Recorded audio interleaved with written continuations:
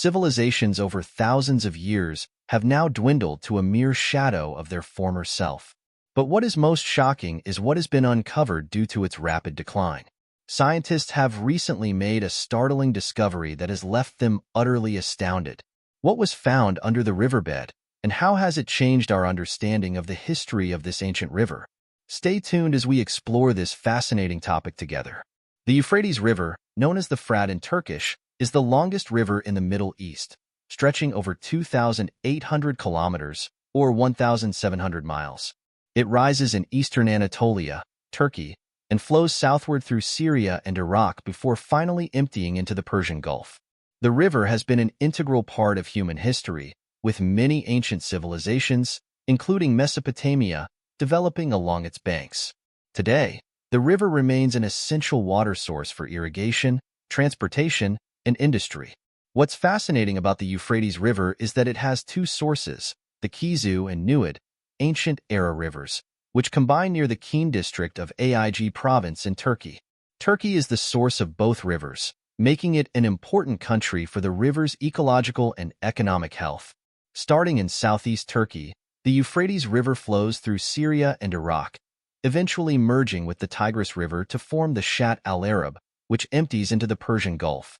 Along the way, it has been the center of civilization for the Sumerians and Babylonians and has been fought over by many empires, including the Assyrians, Persians, Greeks, and Romans. But that's not all. Did you know that the Euphrates River is mentioned in the Bible? The book of Genesis cites it as one of the 4 rivers that flow from the Garden of Eden, forming one of the borders of the land promised to Abraham and his descendants. Moving on to the book of Jeremiah, we find a prophecy about the Euphrates River. Jeremiah prophesied that the waters of Babylon, including the Euphrates River, would dry up due to their idolatry. This prophecy is significant because, in recent times, the Euphrates and Tigris rivers are indeed drying up. Is this prophecy coming true? You be the judge. And if that does not pique your interest, the book of Revelation also has a prophecy about the Euphrates River.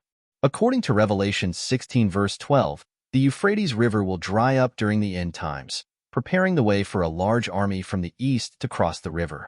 This is believed to be a sign of the final war between good and evil, where the world's monarchs will converge in the area known in Hebrew as Armageddon. The Euphrates River also holds great importance in Islamic eschatology, with numerous references in the Quran and other prophetic hadiths. It is one of the 4 rivers flowing from Jannah, paradise, and where great battles will occur, including Armageddon, also known as the Battle of Deek. This war is believed to be one of the signs of the end times as prophesied by the Prophet Muhammad. According to Islamic prophecy, the Euphrates River is home to a hidden mountain of gold that will one day be revealed to the world. This event will signify the approaching end times prophesied by the Prophet Muhammad. The Prophet Muhammad warned that when the Euphrates River recedes, revealing the mountain of gold, people will fight over it, and 99 out of 100 will be slain. The significance of this hadith, which is authentic and narrated in both Sahih Bukhari and Sahih Muslim, emphasizes the importance of avoiding greed and materialism in the face of great temptation. Although the river used to split into numerous channels in Basra, creating a sizable swamp, the marshes were drained in the 1990s by the Saddam Hussein administration to expel the Marsh Arab rebels. However, after the 2003 invasion of Iraq, the draining policy changed, and there's a possibility that the marshes might recover. Only very shallow draft vessels can navigate the Euphrates, and they can barely travel as far as the Iraqi city of Hit, which is only 53 meters, or 58 yards, above sea level and 1,930 kilometers, 1,200 miles, upstream. Above Hit, the river is impassable for commercial shipping due to shoals and rapids. It is also a crucial source of irrigation for modern-day Iraq and Syria, and it continues to play a major role in the economy and culture of the region. However, tensions have arisen between neighboring countries due to upstream dams and irrigation projects, which have led to water shortages downstream. So, what is the current state of this mighty and historical water body? The Euphrates River has faced several challenges in recent years, including drought and overuse of water resources. Unfortunately, the construction of dams and irrigation projects upstream in Turkey, Syria, and Iraq has led to a decrease in water flow in the river. With over 25 dams and 19 hydraulic plants along its route, human activity has undoubtedly slowed its formerly tremendous flow. This decrease in the river's water flow has significantly impacted the people and ecosystems that depend on the river.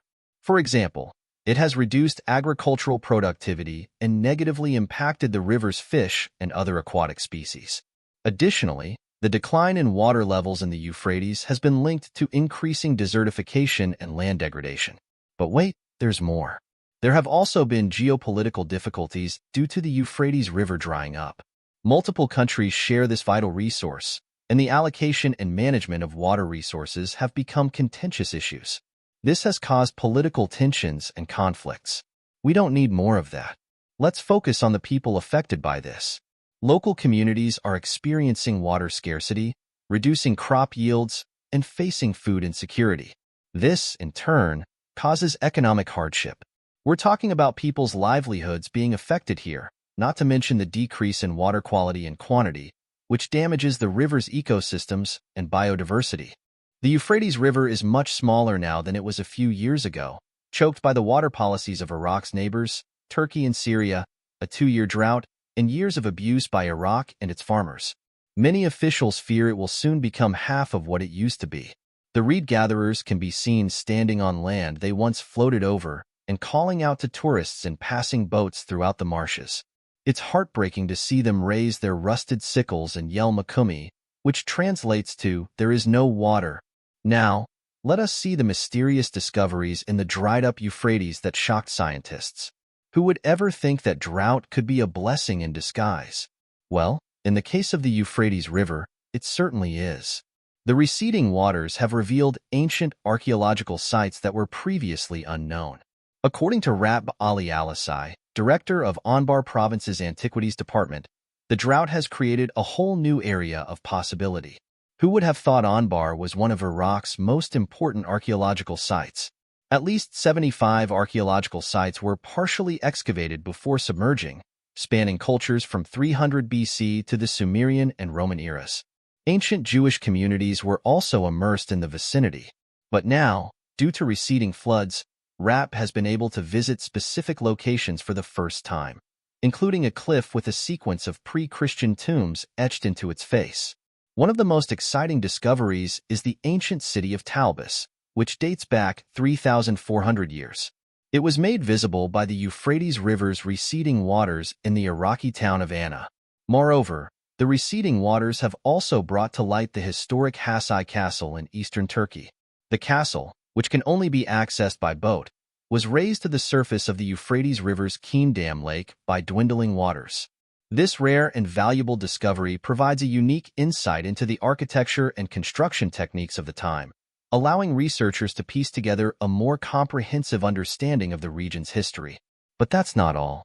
The receding waters have also exposed more historical treasures that had been submerged for decades.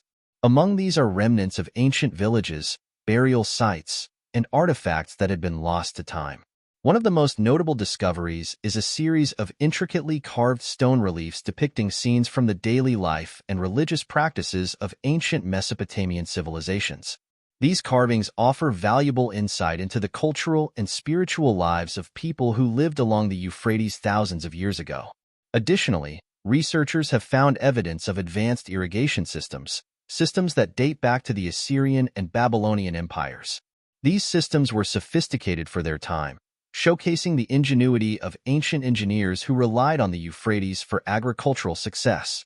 Such discoveries provide historians and archaeologists with a clearer understanding of how these early civilizations managed their water resources and sustained large populations. Another intriguing find is the remnants of ancient trade routes, indicating the river's role as a crucial artery for commerce between distant regions. Pottery, coins, and other artifacts found along the river suggest that the Euphrates was not only a life-giving water source, but also a bustling trade network that connected the Middle Eastern regions as far away as India and Egypt. These discoveries have reignited interest in the Euphrates River's historical significance, prompting further archaeological expeditions and research. As scientists continue to explore the newly exposed areas, there is hope that even more remarkable finds await, potentially rewriting parts of history we thought we understood.